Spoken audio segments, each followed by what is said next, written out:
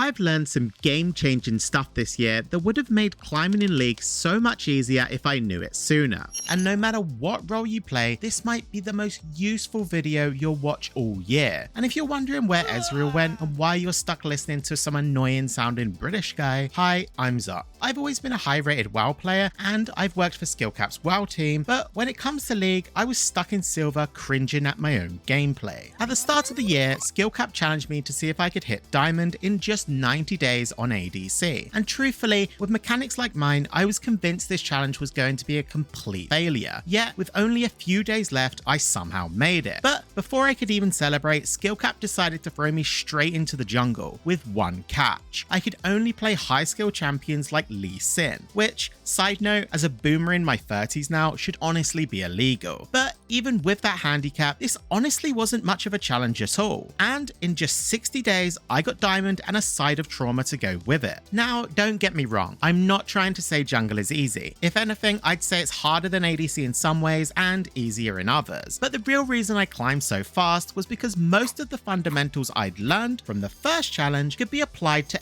any role, which is why in this video I want to share those fundamentals with you. And if you're interested, both of those challenges have been fully documented from start to finish, week by week over at SkillCapped.com. Each week has its own focus lesson where you'll hear exactly what I was taught from challenger coach Hector. Then you'll watch as I try to put it into practice in live games and VOD reviews, showing you the wins, the fails, and even the mistakes along the way, as we learn what it really takes to climb. It's a complete step-by-step roadmap from hard stuck to diamond that anybody, regardless of rank, can follow. And to make things even easier for you, I've even created my own personal course, a fast-track version of the entire journey. Basically, everything that helped me climb the most. And don't just take my word for it. Countless players have followed along, left 5-star reviews, and shared insane success stories. So if you're truly serious about climbing, you can unlock all of this right now using the link in the description below. But for now, let's get into the video. Now, as somebody that's consumed a lot of League educational content and is now ironically making it, the stuff you see always sounds really good in theory. Like, for example, I was told the best way to climb on ADC is to just push out side lanes and farm as much gold as possible. Makes perfect sense. ADCs scale great and need the resources to do so. So I'd queue up, head to the side lane, push out a wave, and then just get collapsed on and die. And on the rare chance I got lucky and didn't instantly get picked off, my whole team would just get aced on the other side of the map while spam pinging me the entire time. Or on jungle, I'd get taught all you need to do is full clear and prioritize your camps above everything. Yeah, camps are guaranteed gold and experience, while a gank isn't always going to work out. Makes sense. Cool. So I'd queue up, focus on doing just that, and somehow, despite following a challenger player's advice,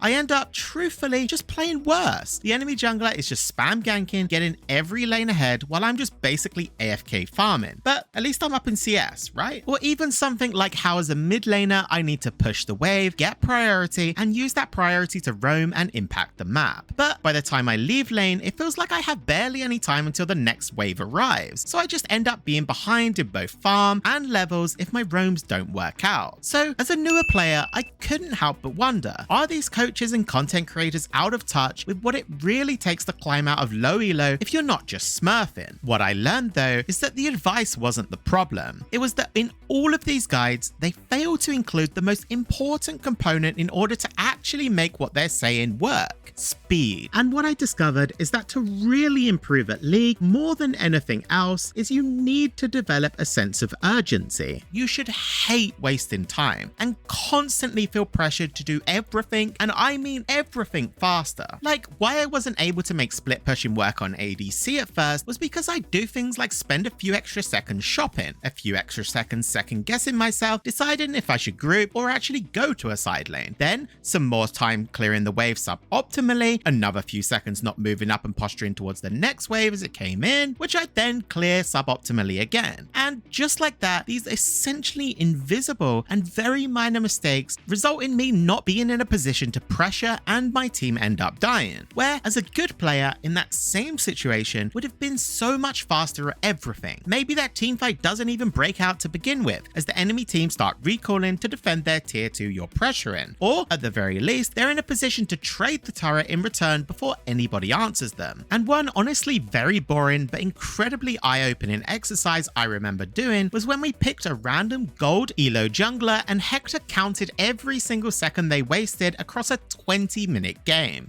Things like clearing camps inefficiently, shopping slow, wasted time on pointless ganks, slow basing, slow pathing, that sort of stuff. And it honestly was completely crazy to see the result of just how being a few seconds late here and there cost him 3 kills, let the enemy contest objectives, and even resulted in him getting counter jungled. But the real eye-opener was seeing how all of those little mistakes, even ones I personally wouldn't have even picked up on, actually all add up. As over the course of just 20 minutes, he somehow wasted over 4 whole minutes. And it started to click. It's no wonder why advice like just prioritize farming your camps over ganking or push and roam as a mid laner wasn't actually working, as the players giving this advice are so quick and so efficient with their time that they're not having to make the choice between farming camps or ganking, or deciding between roaming or pushing the wave. They're so much faster at everything that they just do both. But while developing a sense of urgency and quicker decision making is something that gets easier the more you play and put the reps in, if I could give myself one piece of actionable advice, it would be to get faster at the thing you do the most, which for laners is to improve and learn how to min-max your wave clear. Now, I once had Hector tell me that he spent literally days learning how to properly wave clear on Silas, and up until that point, I never really paid attention to just how intricate and involved efficiently clearing minion waves can be. Like here on Jhin, for example, I make so many mistakes that it takes me over 10 seconds to clear just one wave. Might not seem like a big deal, but those few wasted seconds means it doesn't crash, and I can't pressure the turret because of it. And just imagine, if you're spending 10 seconds extra on every wave every 30 seconds,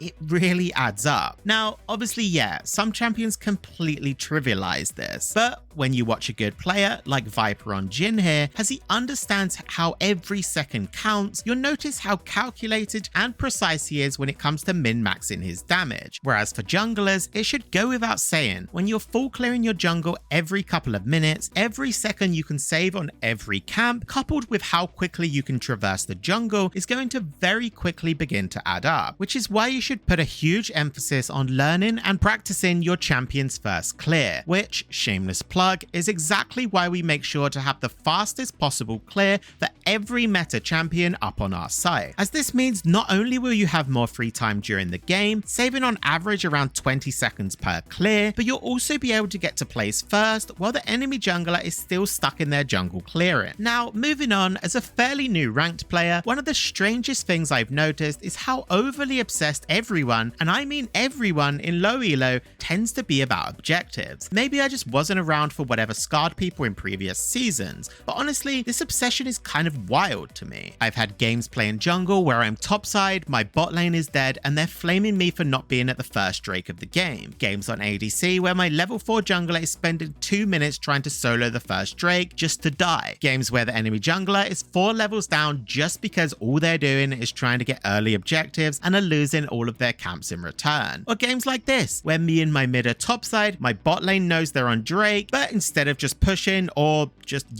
farming the wave that's under their turret, they stand around, watch them while they do it, and then just eventually die anyway. And I can't even begin to count the amount of games that have just been thrown over a team randomly deciding to start Atakan. And yes, I understand feats are very strong right now, and getting Dragon Soul essentially wins the game, but still, you can very easily give 1 or 2 Drakes or even Void Grubs. But with the importance that some people put on these objectives, you'd almost think that if the enemy team got Void Grubs, all your towers are just going to spontaneously combust and you instantly lose the game. I'll share the best piece of advice I ever got. Just do objectives when it makes sense to. So you're in the area, you know you're not going to get contested, you just want a team fight, you won't overly sacrifice your lane state, or at the very least you have some sort of advantage that makes it make sense to do. And that last point is very important. Objectives are never worth starting or contesting unless you have an advantage. And above all else, you need to learn when an objective is gone. And most of all, learn to be okay with letting it go. The amount of times players will ping or try to contest when they have no right in doing so. If it's gone, it's gone. Never fall into the trap of just standing around and watching them do it. Look to cross-map something. If they take dragon, take grubs. If grubs are not up, invade their jungle. Push out lanes, pressure turrets. Literally anything is better than just standing around spectating your opponents while they do an objective. Anyway, something I think we can all agree on is that League can be a very frustrating game at times. You're playing mid lane, you're winning, but then you keep getting ganked by the jungle and support over and over. You're playing ADC and you end up with the trolling int in support and you can't even play out the lane. Or vice versa. Maybe you're playing top and your entire lane is thrown after getting ganked a single time. Or maybe you're the jungler and you have to sit and watch as the enemy does a full clear, picks up scuttle, and then gets a free kill from the most obvious gank ever. But here's the thing that I've had to learn the hard way, and I wish I knew sooner. Sometimes you're just gonna lose lane or fall behind early, even when you feel like you shouldn't. Now, no, I'm not gonna give you some generic mentality speech about how you should just focus on what you did well in the game and learn from your losses, as it's something we've all heard before, and for most people, it's just not possible, let's be real. But instead, what you can actually work on is getting better at handling it in the moment. The amount of games I've made worse because I'm either losing lane as an ADC, get frustrated, and try to make some stupid emotional play I already deep down know isn't going to work is absolutely wild. And same goes with jungle. Some games I'll follow all of the fundamentals I've been taught and end up having 0 KP, while every gank is working out for the enemy jungler. So I just feel this overwhelming pressure to force some stupid gank. But that pressure is one of the worst things for climbing, as it tricks you into thinking that any action is better than no action. But instead, what I've come to realize is you're not against some perfectly coordinated pro team that is going to choke you out of the game without leaving any breathing room. You're up against 5 random players in your elo and people who will absolutely make mistakes. And there will always be opportunities to come back, especially as there's so many mechanics in this game that benefit the losing team. In fact, I find this topic pretty interesting because when I'm on the other side of it and I actually have a lead, I feel just as much pressure, but in a different way, as all guides and advice out there always tells you how you should use your lead to pressure the map, snowball it further, invade the enemy jungle, whatever. And I'm definitely not saying that's wrong, by the way, but the problem I personally encountered was that I'll start forcing invades I don't need to, or starting fights just because I feel like I should be doing more with my lead. And in the process, in a lot of cases, I actually end up completely throwing my lead, trying to prove I know how to use it. This is why the best mentality I've personally found for climbing is to just stay calm, keep playing your game, and trust that opportunities will come, because from my experience, they usually always do. And if you can build that mentality and get better at being behind and being okay with not completely turbo stomping every game at 15 minutes like you're some smurf, you'll stop losing to yourself. But as somebody who has been basically forced to consume a ton of League educational content, I personally feel like a lot of the strategies you learn about can actually hinder your climb. Yeah, trust me, I know how that sounds, but bear with me for a moment. See, how League is often taught is through the lens of being a strategy game. What I mean by this is you'll hear from some guide something like you should always push out mid wave before rotating to dragon. Makes sense in theory. Somebody has to answer that wave, allowing you to take dragon with a numbers advantage. Great. But the key word there is theory. In reality, as most of you guys will already know, League games, especially in lower elo, are pretty unpredictable. There is no one-size-fits-all strategy. Instead, it's all about quick information gathering and fast adaptations. And most importantly, you're not going to, nor will you ever make the correct or best choice every time. For example, guides will be like, take this mid matchup here. Aurora pushes out the wave and rotates with Volibear to dragon. So Malzahar responds by pushing the next one. And now he has a decision. He could move, sync up with Vi in his bot lane and contest, or he could keep pushing. What do you think he should do? Well, pause in here. We can see that the Jhin is half health and 2 levels down on Kai'Sa, but Volibear is up 2 levels on Vi, and Vi doesn't have her ult. But actually, Kai'Sa and Vi are both on item spikes where Jhin and Volibear are just on components. Oh, and Aurora has no ult, but Malzahar does. But he's not going to be all that useful from a flank, so he'd have to walk the whole way around. Luckily though, he has the time to do so as the dragon still isn't close to dying. Okay, sorry you had to listen to all of that, because not only was it completely pointless, it's completely completely unrealistic. The people that make this type of content for some reason seem to think we have the luxury of just pausing the game before every decision to think about all of these factors. Plus, half of them are completely irrelevant anyway. Kai'Sa may be up in items, but she might just walk into everybody, get one shot and die. This is why the easiest and most consistent way to climb is to always just base your decision making off two things: probability and value. So let's try that again with that in mind. The chance of Mao's getting this mid wave is 100%. That's 105 gold. The probability of getting the wave after and the turret, considering how low it is pretty high. So that's another 105 gold from the wave and 300 gold from the turret. Just from that, Mao's would need to get at least a kill and an assist to come even close to breaking even. And with one quick glance at this dragon play, I'd personally say there's absolutely no way I can even begin to predict how it would ever even slightly play out. The point of me telling you all of this is so that you hopefully can start to change how you approach your decision making in League. When you look at a choice you make, whether it's to roam, to react to a fight, to take a tower or a plate, to farm a wave, or to take a camp, don't think of there as being a right or wrong decision. Instead, assign a probability and a gold value to them. Now, obviously, I'm not saying you should do some highly advanced calculations and number crunching. In most cases, it will be obvious which one is better, which, spoiler, is usually the safer, less coin flippy play. And yes, the choices you make might feel greedy at times, and sure, believe me, it's going to frustrate a few of your teammates now and then. But if your goal is to climb, you have to learn to be greedy, safe in your choices, and ultimately put yourself first. That means breaking out of the default mindset of feeling obligated to show up at every fight, objective, or random skirmish on the map, no matter the circumstance. While I've been learning more and more about League, I've come to understand that one of the most important skills to develop that I don't really see people talking about all that often is putting yourself in your teammates' shoes. For example, while playing jungle, I often focused really hard on priority. If my top and mid had push, it should naturally be a good time for me to do something like grubs or even invade the topside jungle if I feel spicy, right? So I'd go ahead. But then somehow, even though my team have prio, they either just don't bother moving or somehow the enemy laner gets there first. It's annoying and I'm sure everybody can relate. But this is where myself and I'd imagine a lot of you watching tend to go wrong. Just because you have an idea of what you want to do, it doesn't mean that's always going to align with what your team wants to do.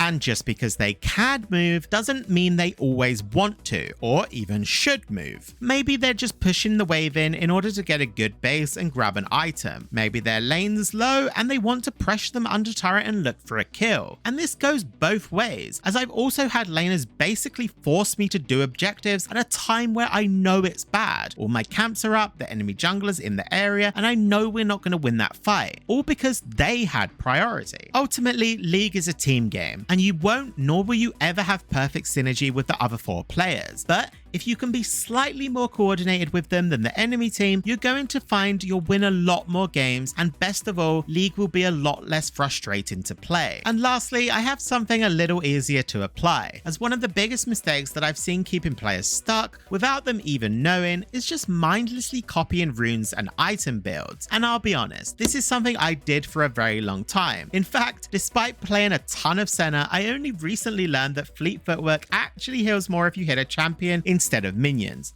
Who would have known? Credit to Riot though, they've made League pretty accessible, at least compared to other games. You can click one of the free preset rune pages and jump straight into game. And then once you're in game, you can just buy whatever the recommended shop tells you to. But by doing this, it comes at a massive cost. You end up missing out on all of the game-to-game nuances and free advantages you could have had from just making a few simple tweaks to your build. Let's for example say you're playing a control mage mid, and you're facing an all-in champion or assassin like Fizz, who just completely murders you. By literally just swapping your secondary rune to an anti-all-in rune like bone plating, it can instantly make this much of a difference. And on the flip side, many recommended and popular builds will have bone plating included by default. But then if you're coming against some poke lane or ranged top laner, it becomes completely useless, as you'll just proc it at a random time and gain 0 value. And this can have an even bigger impact on keystones. Take a champion like Renekton, Titan, the majority of players will just always default to Conqueror. But if you're against a ranged top, you're never going to be fighting for long enough to get value out of the rune. So swapping to press the attack for those shorter trades is going to give you much more bang for your buck. Or even speaking from my own experience, I played a lot of Zed and Kha'Zix during my jungle climb, and although playing them like assassins with keystones like Dark Harvest or Electrocute is a lot of fun, if the enemy ends up all being tanky, simply swapping to Conqueror and playing more of a Bruiser-esque build allowed me to still be useful in those games. And there's tons of other examples, things like Scorch for a stronger lane phase versus Gathering Storm for better scaling, Coup de Grace versus Cut Down, all of which you should be constantly adapting on a game-to-game basis. So if you're somebody who just blindly imports rune pages, take a minute before your next game and actually just read through them. But honestly, this is one of the many reasons I personally take advantage of our commentary page over at SkillCapped, as you can just search for your champion and get live commentaries from some of the highest elo players in the world, where they talk through things like runes, builds, item decisions in real time, as well as help you understand how to play your champion at all points of the game. Plus, our challenger coaches are, let's just say, obligated to answer your questions, and you can get access to all of that, plus our full library of courses for every role, which teach you every skill and fundamental you need to rank up. Plus, it's all backed up by our rank up guarantee, as if you don't climb at least 5 divisions while actively using SkillCapped, you get every penny back. Check out the link in the description below for an exclusive one-time discount and start your climb today. But with the ad out of the way, hopefully you guys enjoyed this one. It was a little different from what we usually do on this channel, and hopefully hearing from someone dealing with a lot of the same struggles as you when climbing might actually help a few of you guys out. Who knows? Thanks for watching, and I'll catch you in the next one.